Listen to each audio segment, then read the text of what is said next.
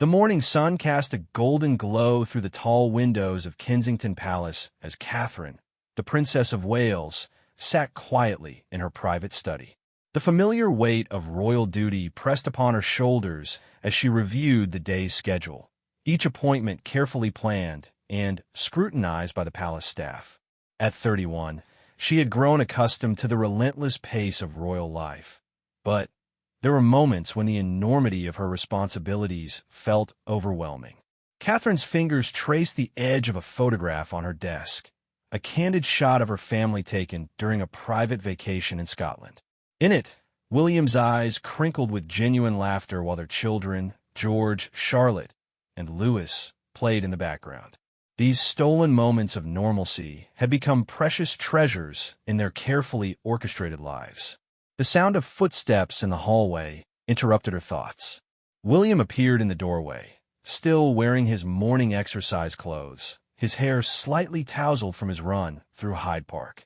Even after more than a decade of marriage, Catherine felt her heart skip slightly when he looked at her with that particular intensity she had come to recognize over the years. "You're up early," he said, settling into the chair across from her desk. There was something different in his demeanor this morning, a thoughtfulness that suggested he had been wrestling with important considerations during his run. "The patrons' lunch preparation meeting has been moved to 9, Catherine replied, gesturing to the stack of briefing papers before her. "I wanted to review everything thoroughly. You know how particular the organizers can be about protocol." William nodded, but his attention seemed elsewhere. He studied his wife's face with the careful observation that had developed during their years together, noting the slight tension around her eyes and the way she unconsciously straightened her shoulders when discussing official duties. Their marriage had been built on a foundation of deep friendship that began during their university days at St. Andrews. Back then, they were simply William and Kate, two young people navigating the complexities of higher education and early adulthood. The transformation into their royal highnesses had been gradual but profound, changing not just their public roles but the very fabric of their daily existence. "Catherine," William said softly, using the formal version of her name that he typically reserved for public occasions. The use of it in their private space made her look up sharply from her papers. "Yes," she responded, sensing something significant in his tone. William rose from his chair and moved to stand by the window, his hands clasped behind his back in a gesture that reminded Catherine of his father's habitual stance during contemplative moments. The morning light illuminated his profile, highlighting the strong jaw and thoughtful expression that had become familiar to millions around the world. "I've been thinking about something during my run," he began, his voice carrying a weight that immediately captured Catherine's full attention. "Something that I believe needs to be said, even though it might surprise you." Catherine set down her pen and turned to face him completely, recognizing the gravity in his manner. Throughout their relationship, William had always been direct in his communication, but there were moments when his words carried particular significance, and she had learned to recognize these instances. "I've been watching you these past few months," William continued, still gazing out at the palace gardens. "Watching how you've thrown yourself into every engagement, every charity appearance, every state function with such dedication and grace." Catherine felt a flutter of anxiety. Was this leading toward criticism of her performance? Had she somehow failed to meet the expectations that seemed to multiply with each passing year? "You've mastered the art of being exactly what everyone expects a princess to be," William said, turning to face her directly. "You smile at precisely the right moments, you ask the appropriate questions, you are the perfect outfits, and you never, ever let anyone see if you're struggling." The observation hung in the air between them. Catherine had indeed worked tirelessly to perfect her public persona, understanding from the beginning that her every gesture would be scrutinized, analyzed, and judged. The transformation from a middle-class girl from Berkshire to a future queen had required enormous adaptation and self-control. "William, I don't understand where this is leading," Catherine said quietly, though part of her suspected she might. Her husband moved closer, taking the seat directly across from her again. His blue eyes, so often described as kind in press reports, held an intensity that spoke to the depth of his concern. "What I'm about to say might surprise you," Williams said, echoing the words that would later prove prophetic, "because it's not what you might expect to hear from someone in my position." Catherine waited, her hands folded carefully in her lap, though she could feel her pulse quickening with anticipation. "I want you to stop," Williams said simply. The two words fell between them like stones dropped into still water, creating ripples that Catherine couldn't immediately comprehend. "Stop what?" she asked, though she sensed she already knew. "Stop trying to be perfect," William replied, his voice gentle but firm. "Stop sacrificing yourself on the altar of royal expectations. Stop pretending that this life doesn't sometimes feel impossible." Catherine stared at him, genuinely shocked. In all their years together, through courtship, engagement, marriage, and parenthood, William had never suggested that her dedication to royal duty was anything but appropriate and necessary. "I don't understand," she said slowly. "This is what's expected of us. This is what we signed up for." "No," William said, shaking his head. "This is what others expect of us. But what I expect from my wife is honesty, authenticity, and happiness. And I haven't seen you genuinely happy in months." The accusation, delivered with such loving concern, hit Catherine like a physical blow. She opened her mouth to protest, to insist that she was perfectly content with their life. But the words wouldn't come because somewhere deep inside, she recognized the truth in what he was saying. "I've watched you perfect the art of royal performance," William continued, "but I've also watched the real Catherine disappear a little more each day. The woman who used to laugh until she couldn't breathe, who would steal moments to dance in the kitchen while cooking dinner, who would make silly faces at our children when she thought no one was looking." Catherine felt tears threatening, though she immediately suppressed them out of habit. Royal women didn't cry, especially not over such personal matters during what should have been preparation time for official duties. "I see you," William said, moving his chair closer to hers. "I see how you hold your breath during public appearances, how you rehearse conversations in advance, how you check and double-check every gesture to make sure it meets some impossible standard of perfection. Because that's what's required," Catherine whispered, her voice barely audible. "Says who?" William challenged. "Who decided that being royal meant being inhuman?" The question hung in the air, radical in its simplicity. Catherine had never considered challenging the framework within which they operated. It had simply been presented as immutable fact from the moment their relationship became serious. "My grandmother was many things," William continued, referencing Queen Elizabeth II, "but she was also herself. She had her passions, her sense of humor, her moments of genuine emotion. The difference is that the world has become more invasive, more demanding, and somewhere along the way, we've convinced ourselves that we have to be flawless at all times." Catherine absorbed his words, feeling something shift inside her chest. For months, she had been carrying the weight of constant performance, the exhaustion of never allowing herself to simply exist without calculation. "What are you suggesting?" she asked finally. "I'm suggesting that the woman I fell in love with at university still exists somewhere inside the princess," William said. "And I miss her terribly." The confession was delivered with such raw honesty that Catherine felt her carefully constructed composure begin to crack. She looked at her husband, really looked at him, and saw not the future king, but the man who had once made her laugh until her sides ached, who had comforted her through her father's health scare, who had held her hand during their first official engagement when she was terrified of making a mistake. "I miss her too," Catherine admitted quietly, the words feeling like a confession she had been afraid to make even to herself.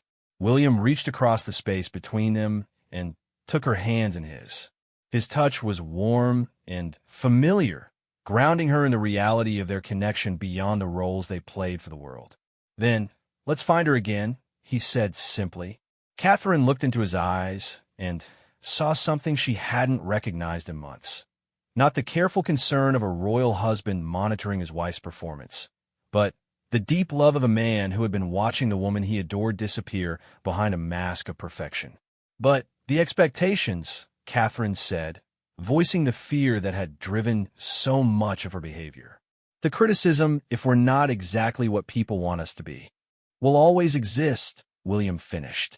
But we don't have to let them define us completely. We can choose which expectations to meet and which to challenge. The radical nature of this suggestion took Catherine's breath away. Throughout her time as a working royal, she had operated under the assumption that their public roles left no room for personal choice or authentic expression. What would that look like? She asked, genuinely curious. William smiled, and for the first time in months, Catherine saw a glimmer of the mischievous humor that had characterized their early relationship. I have some ideas, he said, but first, I need you to promise me something. What? That you'll trust me and trust yourself enough to try being real again. Catherine sat quietly for a long moment, feeling the weight of the decision before her. She could continue on the path she had been traveling, perfecting her performance until she disappeared entirely behind it, where she could take the risk her husband was offering, the chance to reclaim some authentic part of herself within the constraints of royal life. The morning light had shifted during their conversation, casting new shadows across the room. In the distance, Catherine could hear the sounds of the palace coming to life, staff members preparing for another day of carefully choreographed royal activities. Okay, she said finally, her voice stronger than it had been in months. I'll try. William's smile in response was radiant, and Catherine realized that she had been so focused on meeting everyone else's expectations that she had forgotten the most important opinion of all, that of the man who loved her not for her royal performance, but for the woman she truly was underneath it all. The following week brought an unexpected opportunity to test William's revolutionary suggestion. The annual garden party at Buckingham Palace loomed on their calendar, an event that typically required Catherine to deploy every skill she had mastered in royal presentation.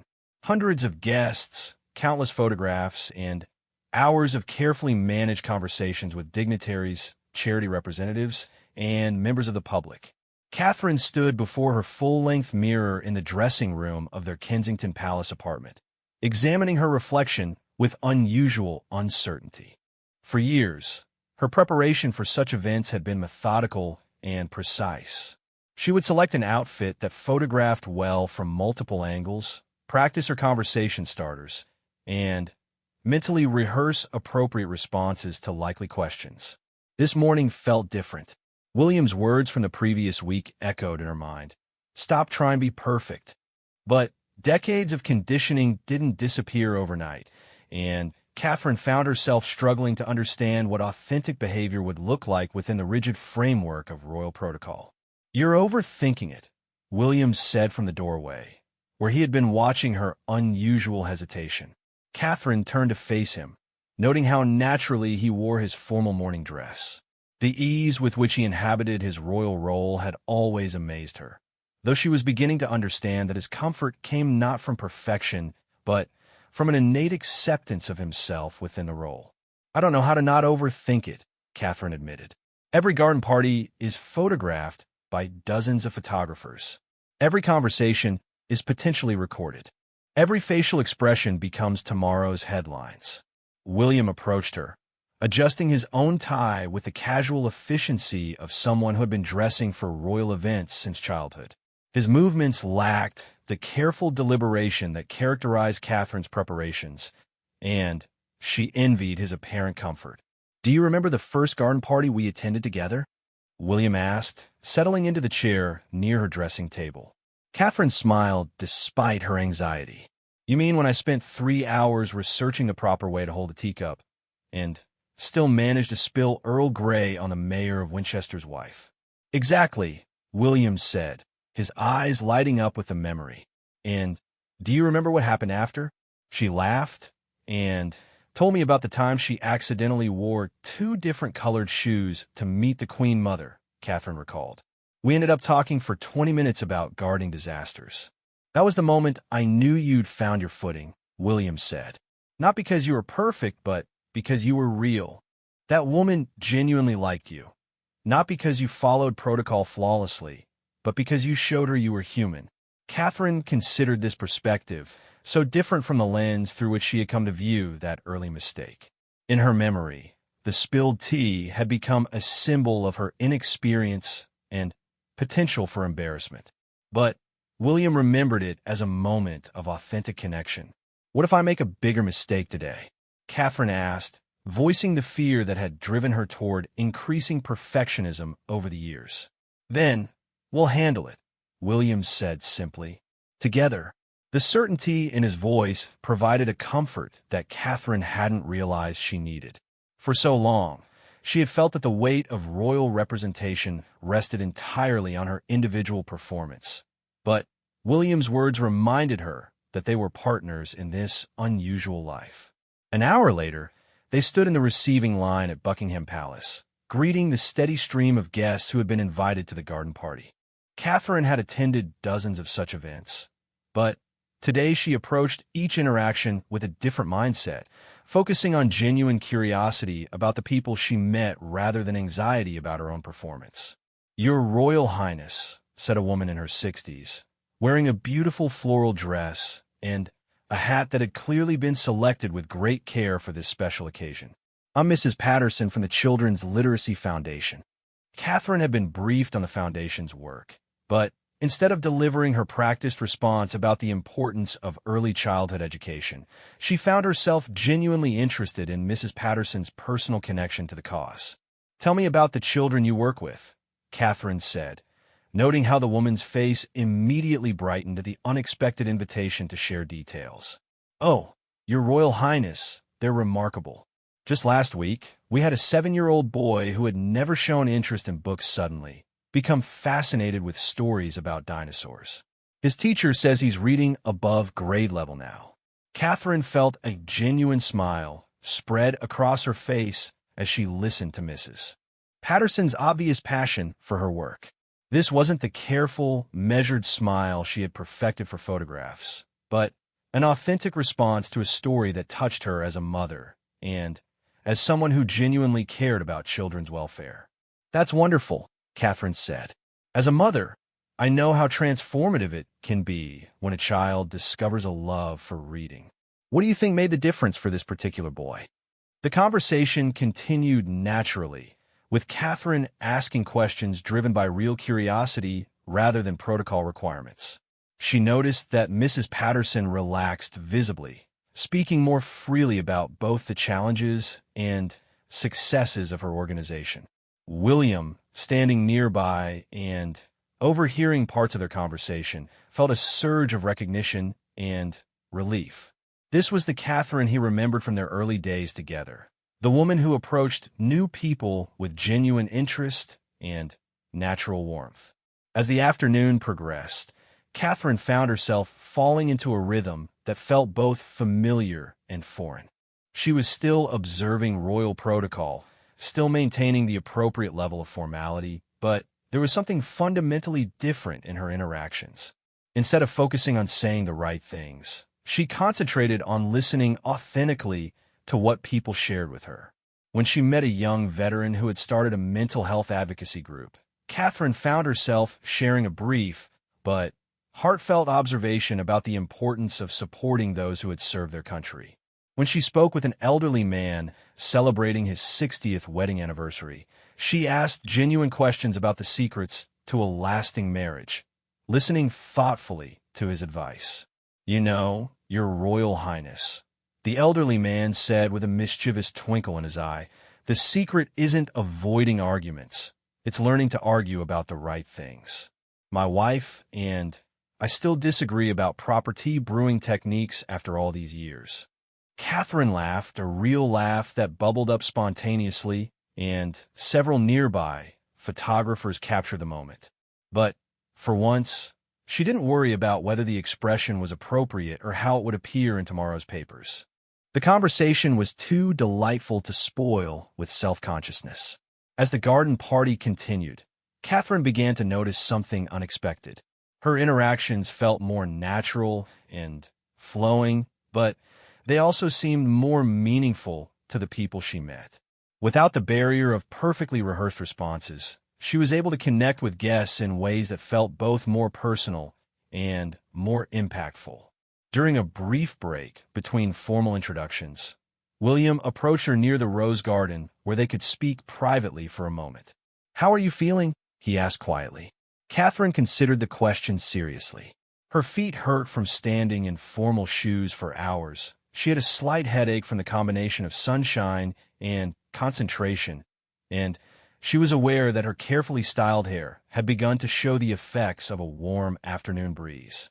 Normally, these physical discomforts would have added to her anxiety about maintaining perfect presentation. "Different," she said honestly. "Better, I think, but also more tired." "Tired how?" William asked with concern. "Not the exhausting tiredness I usually feel after these events," Catherine explained, searching for the right words. "It's more like the good tiredness you feel after having real conversations with interesting people. Does that make sense?"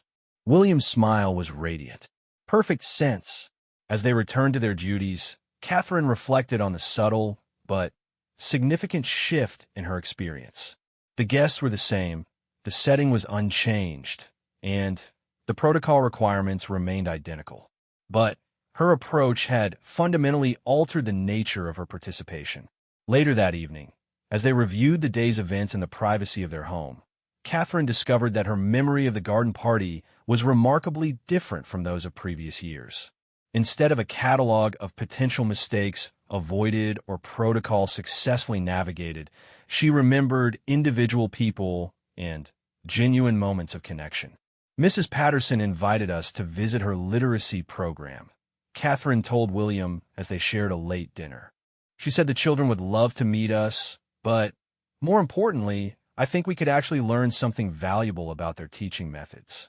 William noted the enthusiasm in his wife's voice, so different from the dutiful recitation of worthy causes that had characterized her reports from recent events. This was the passion that had originally drawn him to Catherine, the genuine interest in other people and their experiences that had made her such a natural fit for royal work, despite her non-royal background. "I'd love to visit," William said. "What else struck you about today?" Catherine described several other encounters, each remembered with vivid detail and personal investment. She spoke about the veteran's innovative approach to peer counseling, the elderly couple's advice about marriage, and a fascinating conversation with a young entrepreneur who had developed sustainable farming techniques. "You know what I realized today?" Catherine said as they prepared for bed. "I've been so afraid of making mistakes that I forgot the whole point of these events is to connect with people and learn about the work they're doing." William nodded, recognizing the significance of her insight. "And how did it feel to remember that?" "Scary at first," Catherine admitted, "but then liberating. When I stopped worrying so much about my own performance, I had space to focus on what the other person was sharing with me." As they settled into bed that night, Catherine felt something she hadn't experienced in months, a sense of satisfaction with her royal duties that went beyond mere successful completion.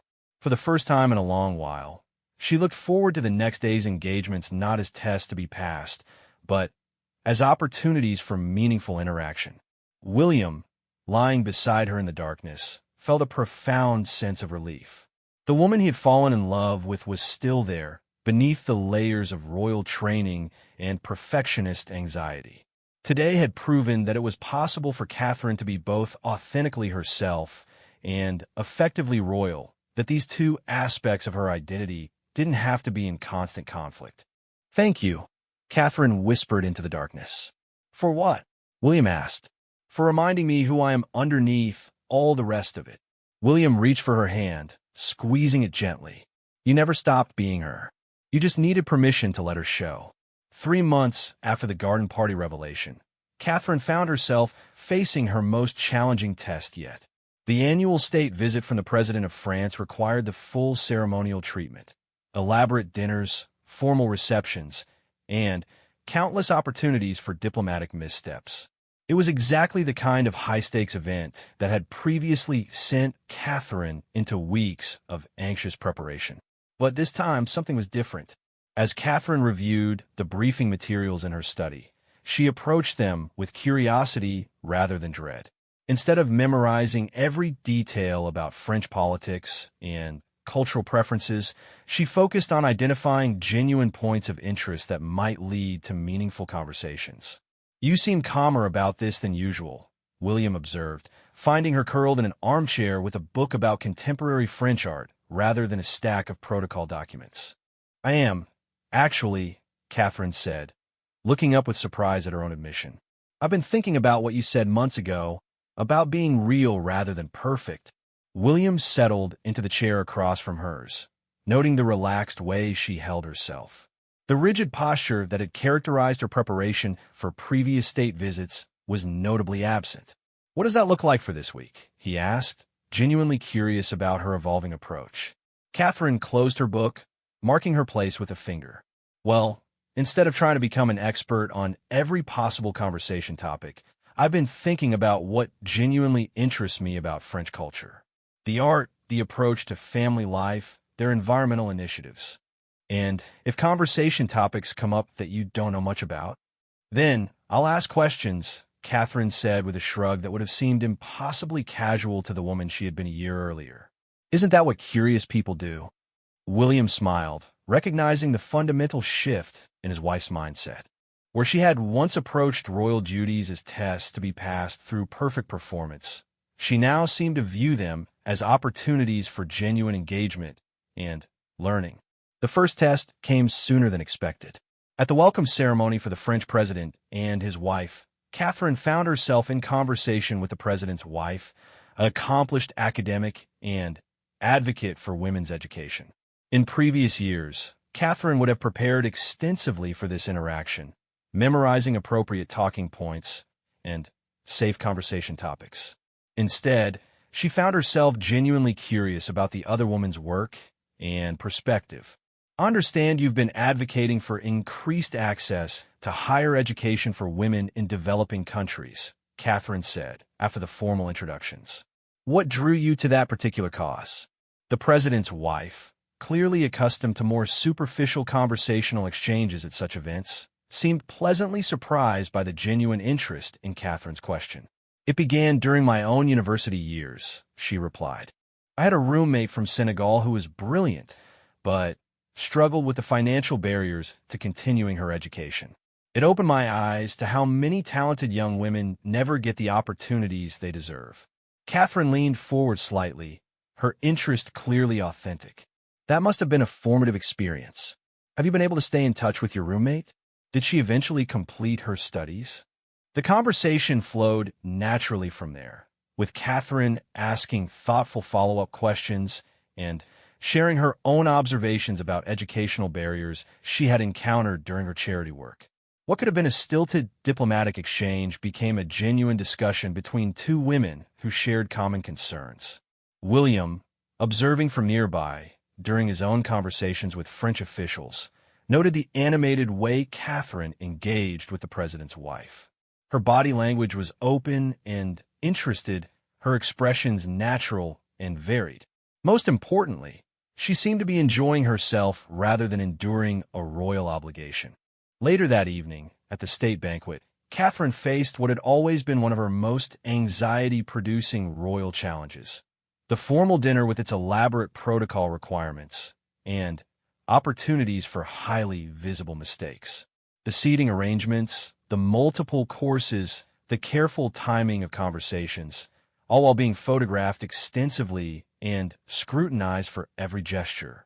As Catherine took her place at the high table, she felt the familiar flutter of nerves, but noticed that the overwhelming anxiety that had characterized previous state dinners was absent. Instead of focusing on all the ways she might fail to meet expectations, she found herself looking forward to the conversations she would have throughout the evening.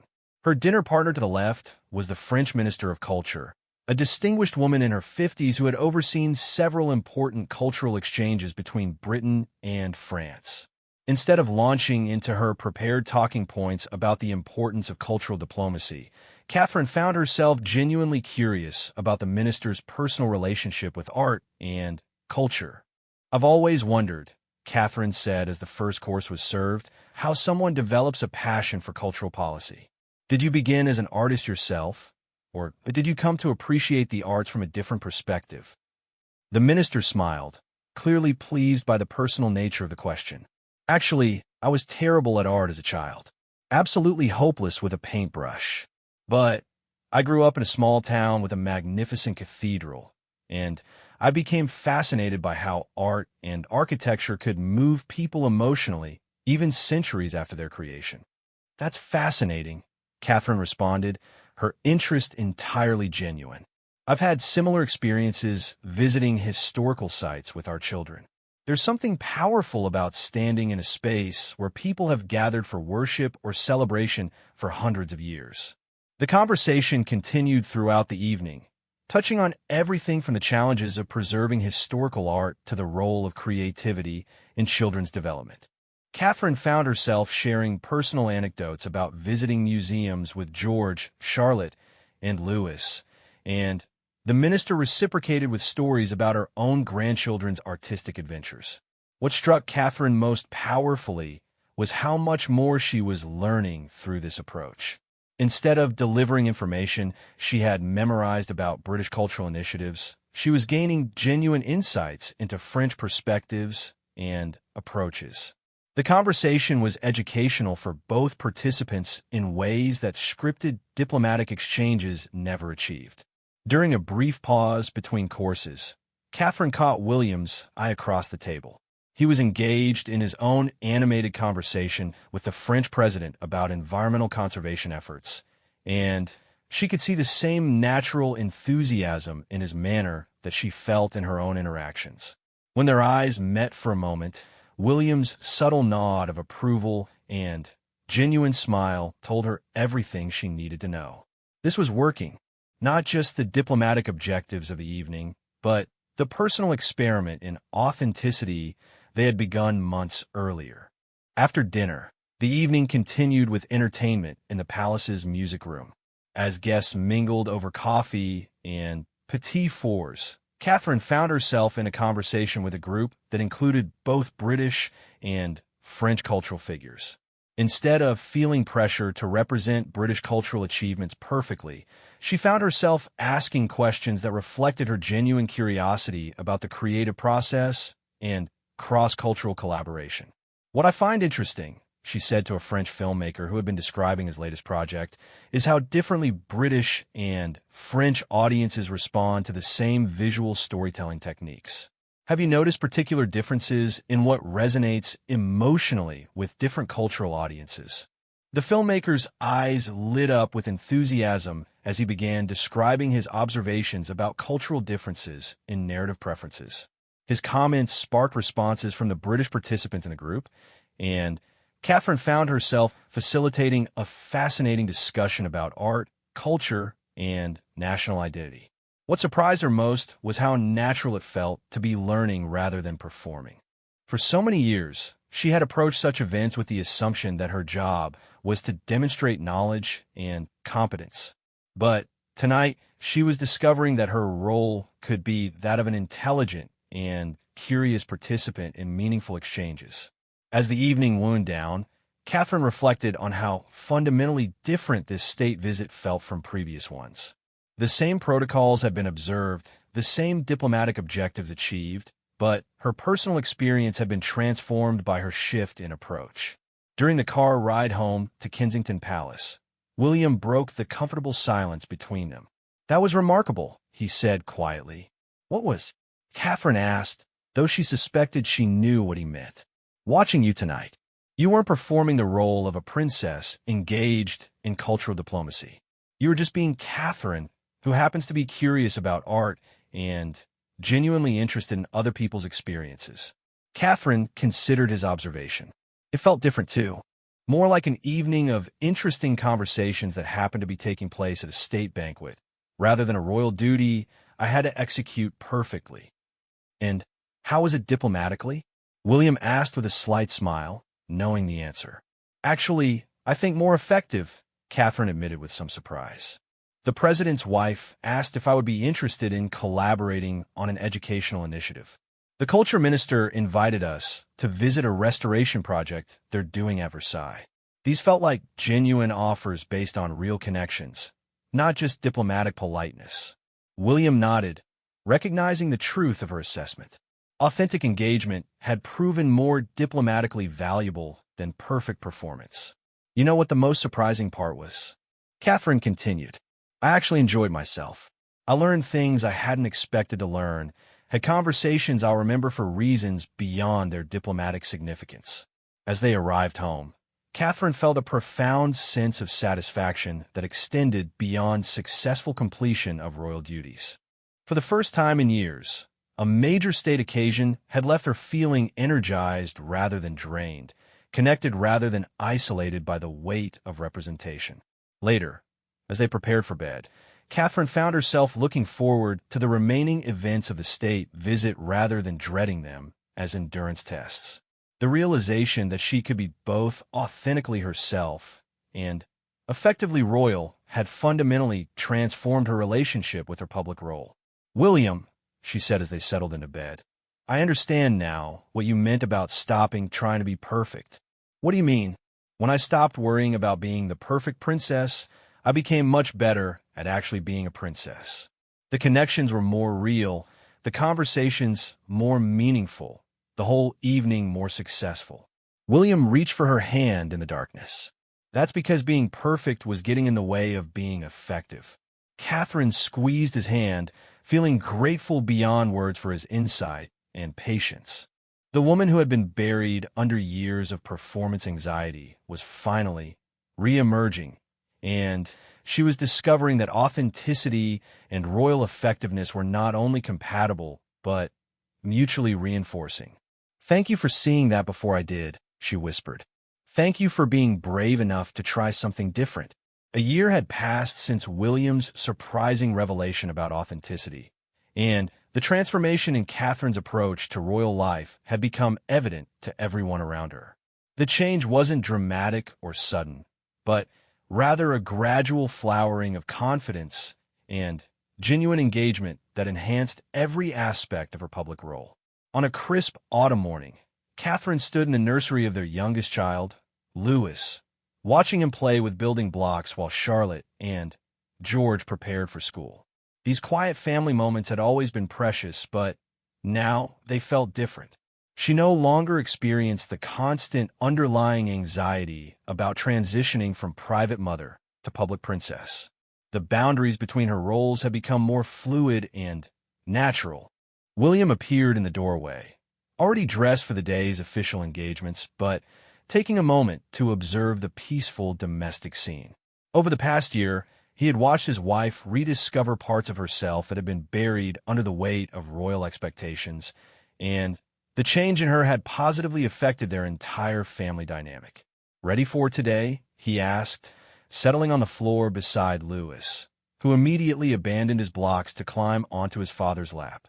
Catherine looked up from where she was helping Charlotte with her school bag, considering the question more deeply than William had probably intended. Today marked a significant milestone, the opening of a new children's mental health facility that Catherine had been instrumental in developing.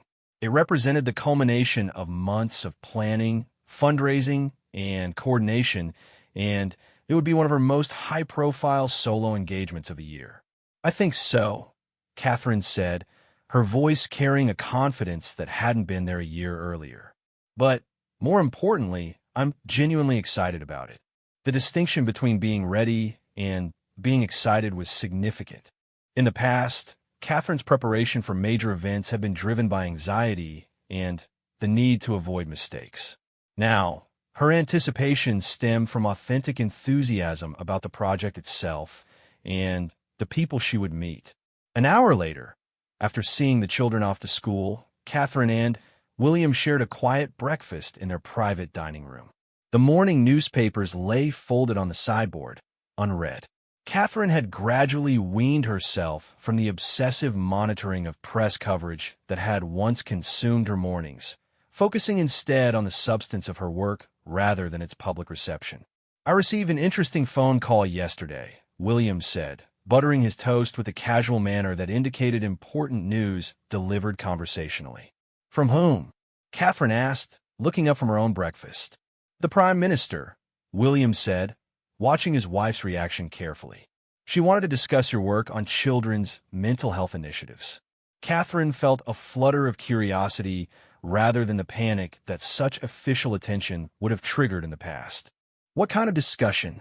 Apparently, the approach you've been taking, the way you've been working directly with families and communities rather than just institutional representatives, has been noticed at the highest levels of government, William explained. She's interested in incorporating some of your methods into national policy discussions. Catherine absorbed this information with a mixture of pride and responsibility. Over the past year, her approach to charitable work had evolved significantly. Instead of making ceremonial visits to established programs, she had begun spending extensive time with the families and communities directly affected by the issues she championed. What did she specifically mention? Catherine asked, genuinely curious about which aspects of her work had drawn official attention. The listening sessions you organized, William replied. The way you brought together parents, children, teachers, and mental health professionals in the same room to actually talk to each other rather than about each other. Apparently, some of the insights that emerged have been more valuable than years of traditional policy research. Catherine remembered those sessions vividly. They had been born out of her frustration with the gap between official policies and the lived experiences of families dealing with children's mental health challenges. Instead of hosting traditional charity events or making formal visits to institutions, she had begun organizing informal gatherings where all the stakeholders could share their perspectives directly. I just wanted to understand what was actually happening, Catherine said, reflecting on her motivation. So much of what I was hearing in official briefings didn't match what parents were telling me in private conversations. And that's exactly what caught the Prime Minister's attention, William said. The practical solutions that emerged from those conversations, the policy gaps that became obvious when people could speak honestly about their experiences. Catherine felt a surge of satisfaction that had nothing to do with official recognition and everything to do with the knowledge that her work was making a genuine difference. This was what William had meant about authentic engagement, being more effective than perfect performance. Later that morning, as Catherine's car arrived at the new mental health facility, she reflected on how different her preparation for this event had been compared to similar occasions in the past.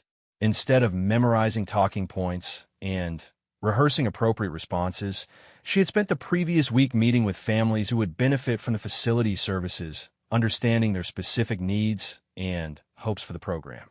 The facility's director, Dr. Sarah Mitchell, greeted Catherine at the entrance with the warm familiarity of someone who had worked closely with her throughout the development process. Their collaboration had been one of genuine partnership rather than ceremonial association.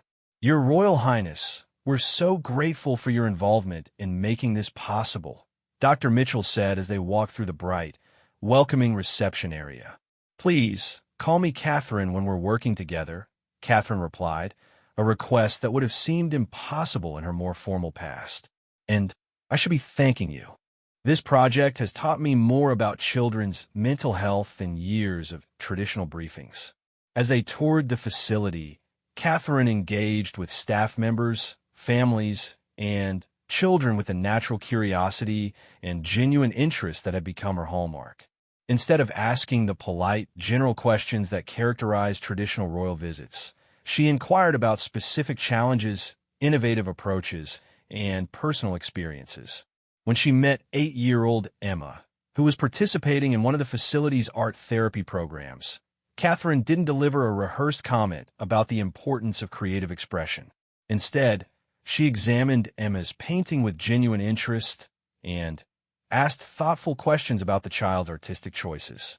I like how you used different shades of blue in the sky, Catherine observed, sitting beside Emma at the child-sized table. What made you decide to blend them that way? Emma, initially shy in the presence of a princess, began explaining her artistic process with growing enthusiasm. Catherine listened intently, occasionally asking follow-up questions that demonstrated she was paying real attention to the child's explanations. My mummy says feelings can be like colors, Emma said, adding a touch of yellow to her painting. Happy feelings are usually bright colors, but sometimes sad feelings can be beautiful too, like when the sky is gray and peaceful. Catherine felt her heart contract with recognition of the profound wisdom in the child's observation. "That's a very wise way to think about feelings," she said. "Have you been able to paint some of your feelings since you started coming here?" Emma nodded seriously. "Dr. Sarah helps me understand that all feelings are okay to have, even the scary ones." The conversation continued naturally, with Catherine learning more about the facility's approach through Emma's perspective than she could have from any official presentation. This was the kind of insight that had made her listening sessions so valuable, understanding complex issues through the eyes of those directly affected. During the formal opening ceremony, Catherine's remarks reflected this ground-level understanding. Instead of delivering generic comments about the importance of children's mental health, she spoke specifically about the innovative approaches she had observed, the family-centered care model, and the particular needs this facility was designed to address. "What makes this facility special?" Catherine said to the assembled crowd of supporters, staff, and community members, "is not just its beautiful spaces or advanced therapeutic tools, but its commitment to treating each child as a whole person with unique strengths and challenges." As she spoke, Catherine felt the same natural flow she had experienced during the French state visit. She wasn't performing the role of a royal patron delivering appropriate sentiments. She was sharing genuine observations based on meaningful engagement with the facility's work. After the ceremony, Catherine spent an additional hour touring the facility and meeting with families. This extended engagement, unscripted and driven by her own interest, provided some of the most meaningful moments of the day. When she met Marcus, a 12-year-old boy struggling with anxiety, Catherine didn't offer platitudes about overcoming challenges. Instead, she listened as he described his experiences and shared some age-appropriate observations about her own occasional feelings of nervousness before public events. "Even princesses get nervous?" Marcus asked with surprise. "Especially princesses," Catherine replied with a smile. "The difference is learning that feeling nervous doesn't mean something is wrong. Sometimes it just means something is important to us." Marcus considered this perspective thoughtfully. "My counselor here says anxiety can be like having a very loud alarm system in your brain. It's trying to protect you, but sometimes it goes off when there's no real danger." "That's a helpful way to think about it," Catherine agreed. "Have you learned ways to turn down the volume on that alarm?" Their conversation continued for several more minutes, with Catherine learning about Marcus's coping strategies and sharing some of her own experiences with managing performance anxiety. The exchange felt natural and helpful to both participants, demonstrating how authentic engagement could be mutually beneficial. As Catherine's visit concluded, Dr. Mitchell walked her to the car, expressing gratitude that went beyond mere politeness. "Your involvement has made such a difference," Dr. Mitchell said. "Not just the financial support and publicity, but the way you've really understood what we're trying to do here. The families feel heard and valued in ways that don't usually happen when public figures get involved with charity projects." Catherine reflected on this observation during the drive back to Kensington Palace. The difference between her current approach and her earlier royal work wasn't just about being more relaxed or authentic. It was about recognizing that her role could be genuinely helpful rather than merely ceremonial.